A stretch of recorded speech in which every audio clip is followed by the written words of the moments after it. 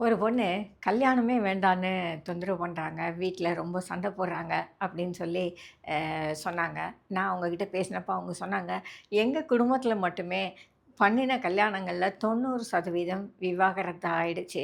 மிச்சம் இருக்கிறவங்களும் வீட்டுக்குள்ள சண்டை போட்டுக்கிட்டே தான் இருக்கிறாங்க. ஆகையினால எனக்கு கல்யாணத்தின் மேல நம்பிக்கை போயிடுச்சு." அப்படின்னு அவங்க சொன்னாங்க.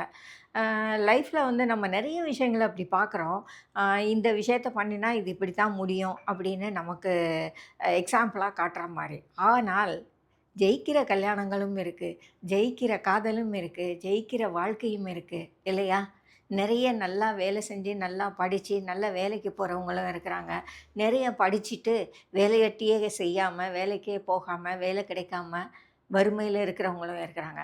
ஆகையினால, இன்னது செஞ்சா இதுதான் கிடைக்கும் அப்படின்னு எந்த திட்டமான விஷயங்களும் கிடையாது. எல்லாத்துலேயும் எக்செப்ஷன்ஸ் உண்டு. எல்லாத்துலேயும் நல்ல விஷயங்களும், நன்மையா முடியிற விஷயங்களும் உண்டு. ஆகையினால, உங்க வீட்ல ஏதோ சில விஷயங்கள் தப்பா நடந்திருக்கு அப்படிங்கிறதுக்காக, நீங்க செய்யப்போற எல்லா விஷயமும் தப்பா நடக்கணும்னு அவசியமே இல்ல.